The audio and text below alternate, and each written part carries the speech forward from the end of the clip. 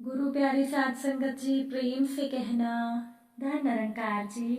आशा करती हूँ सतगुरु माता जी की कृपा से आप सभी बहुत अच्छे होंगे। आप सभी का बहुत बहुत स्वागत है आपके ही अपने चैनल निरंकारी डिवाइन पर। साध संगत जी, इस नश्वर संसार में कोई भी अपना नहीं है। अपना है तो केवल ये ईश्वर, ये निरंकार दातार, और यही सत्य है। पर इस सत्य को जानकर हमें कर्म करते हुए अपने कर्तव्यों का निर्वहन करना चाहिए। और आज की साखी इसी विषय पर आधारित है। चलिए साखी सुनते हैं। साध संगत जी, एक बार एक संत के पास एक युवक सत्संग सुनने के लिए आया। संत ने उस युवक से उसका हाल चाल पूछा तो उसने खुद को अत्यंत सुखी बताया। वो युवक संत महाराज से बोला कि मुझे अपने परिवार के सभी सदस्यों पर बड़ा गर्व है। मैं उनके व्यवहार से पूरी तरह से संतुष्ट हूँ। संत ने युवक से कहा कि तुम्हें अपने परिवार के बारे में ऐसी धारणा नहीं बनानी चाहिए, क्योंकि इस दुनिया में अपना कोई नहीं होता। और जहाँ तक माता पिता की सेवा और पत्नी और बच्चों के पालन पोषण का संबंध है, तो उसे केवल कर्तव्य समझकर ही करना चाहिए। उनके प्रति मोह या आसक्ति रखना उचित नहीं। साथ संगत जी, युवक को संत की ये बात ठीक नहीं लगी। युवक ने संत से कहा, महाराज, आपको विश्वास नहीं कि मेरे परिवार के लोग मुझे अत्यधिक स्नेह करते हैं। अगर मैं एक दिन घर पर ना जाऊं तो उनकी भूख प्यास नींद सब उड़ जाती है, और मेरी पत्नी तो मेरे बिना जीवित भी नहीं रह सकती है। संत महाराज ने युवक से कहा कि तुम्हें प्राणायाम तो आता ही होगा। कल सुबह उठने के बजाय तुम प्राण वायु मस्तक में खींचकर निश्चित पड़े रहना, मैं आकर सब देख लूंगा। साध संगत जी, अब दूसरे दिन युवक ने जैसा संत ने बताया था ठीक वैसा ही किया। ऐसा करने के बाद उस युवक को मृत जानकर उसके घर के सभी सदस्य विलाप करने लगे कि तभी वहां पर संत महाराज जा पहुंचे। घर के सभी सदस्य संत के चरणों में गिर गए। संत ने कहा कि आप चिंता मत करें, मैं अपने मंत्र से प्रयत्न करके इस युवक को अभी जिंदा कर देता हूँ।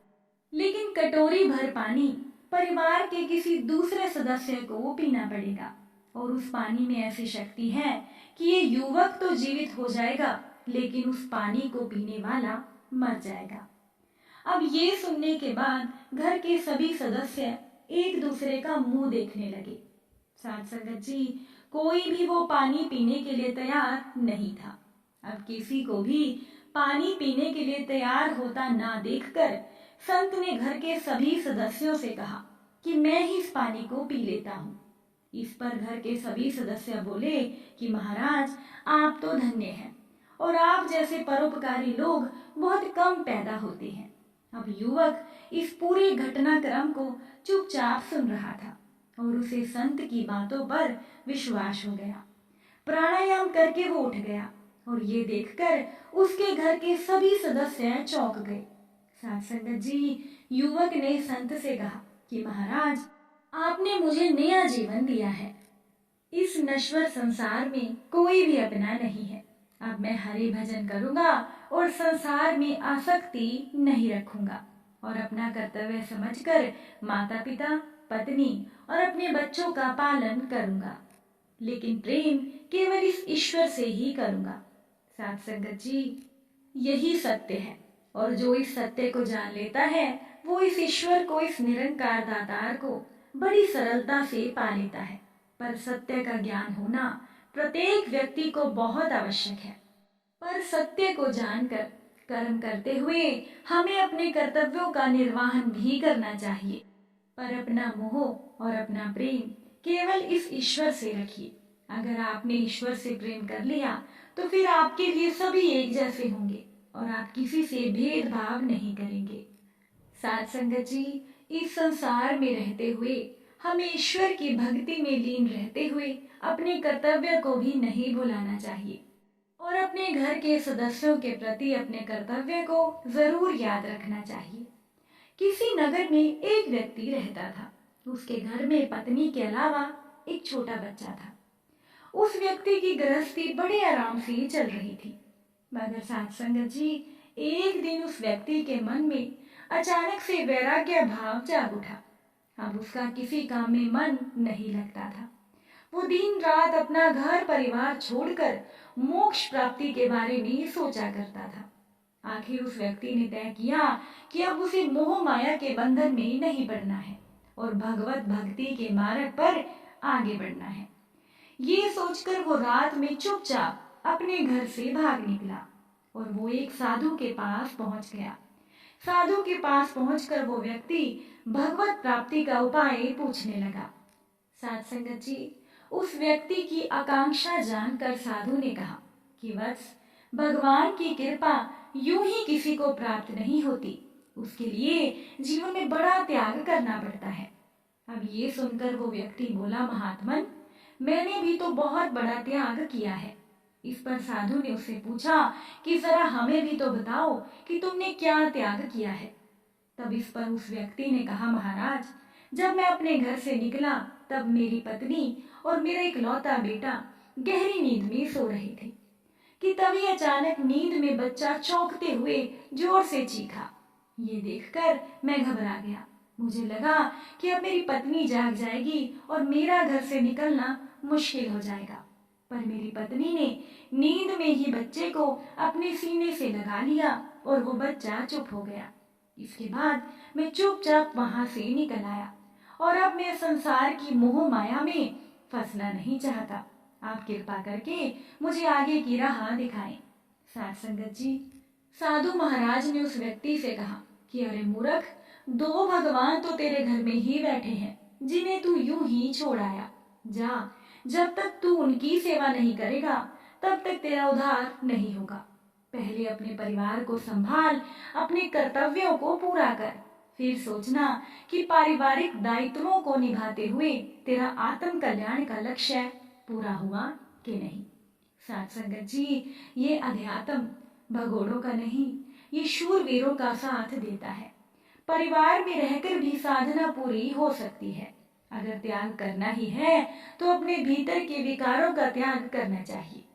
साधु की बातों को सुनकर उस व्यक्ति को अपनी भूल का एहसास हुआ और वो अपनी व्यवहारिक साधना की पूर्ति के लिए अपने घर की ओर लौट पड़ा।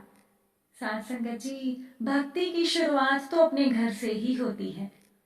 अगर हमें ईश्वर को प्राप्त करना है तो हम घर पर रहकर भी ईश्वर को प्राप्त कर सकते हैं, क्योंकि ईश्वर को प्राप्त करने के लिए अपनी आत्मा में ईश्वर को पाने की भूख का होना बहुत जरूरी है। हम अपने घर पर रहकर अपने कर्तव्यों को निभाकर भी सेवा, सिमरन और सत्संग कर सकते हैं। साथ संगत जी, एक बार एक धर्म गुरु थे। उनके प्रवचनों से प्रभावित होकर एक युवक ने उनको अपना गुरु बना लिया। वो युवक रोज गुरुजी के आश्रम में आता, उनकी बहुत सेवा करता। गुरुजी जहाँ कहीं भी प्रवचन करने जाते, उस युवक को भी साथ लेकर ही जाते थे। इस प्रकार वो युवक लगभग हर सत्संग और हर प्रवचन में गुरुजी के साथ रहता था। गुरुजी को युवक के हाव भाव देखकर कुछ दिन से लग रहा था कि उस युवक का मन कहीं भटक रहा है। एक दिन गुरुजी ने युवक को अपने पास बुलाकर पूछा कि क्या बात है, पिछले कुछ दिनों से तुम बहुत परेशान लग रहे हो। युवक ने जवाब दिया कि गुरुजी, मैं पूरी श्रद्धा भाव से आपकी सेवा सत्कार कर रहा हूँ। आपकी प्रवचन में बताई गई बातें भी मैं पूरे ध्यान से सुनता हूँ, लेकिन मैं आपका शिष्य इसीलिए बना था क्योंकि मैं ये जानना चाहता था कि क्या ईश्वर को प्राप्त करना संभव है। परंतु इतने दिनों तक आपकी संगत में रहने पर भी मुझे इस प्रश्न का उत्तर नहीं प्राप्त हुआ, इसीलिए मेरा मन थोड़ा अशांत है। अब शिष्य की बात सुनकर गुरुजी मुस्कुराने लगे। साथ संगत जी, गुरुजी ने अपने शिष्य को कहा कि इतनी भी क्या जल्दी है, कुछ दिन और ईश्वर के चरणों में बिताओ, फिर तुम्हें ईश्वर की प्राप्ति का मार्ग मैं बता दूंगा। अब कुछ दिन और बीत गए तो फिर से शिष्य को गुरुजी ने अपने समक्ष पाया। गुरुजी ने पूछा कि क्या तुम सचमुच ईश्वर का साक्षात्कार करना चाहते हो। युवक ने उत्साहित होकर कहा कि जी गुरुजी। गुरुजी ने कहा कि ठीक है, आज मैं तुम्हें ईश्वर प्राप्ति का मार्ग बताता हूँ, चलो मेरे साथ। गुरुजी अपने शिष्य को लेकर नदी की ओर चले गए। नदी के किनारे पहुंचने पर गुरुजी ने अपने शिष्य को गर्दन से पकड़कर उसका मुंह नदी में डुबो दिया। गुरुजी के यूं अचानक डुबोने से वो शिष्य संभल नहीं पाया और पानी से बाहर आने के लिए छटपटाने लगा। साथ संगत जी, कुछ देर युवक को यूं ही दबाए रखने के बाद गुरुजी ने युवक को छोड़ दिया। युवक ने लंबी सांस ली, फिर गुरुजी की ओर देखकर कहा कि आप ये क्या कर रहे थे। गुरुजी ने मुस्कुराकर पूछा कि जब तुम पानी में थे तो तुम क्या सोच रहे थे, तुम्हारे मन को उस समय किसकी आस थी।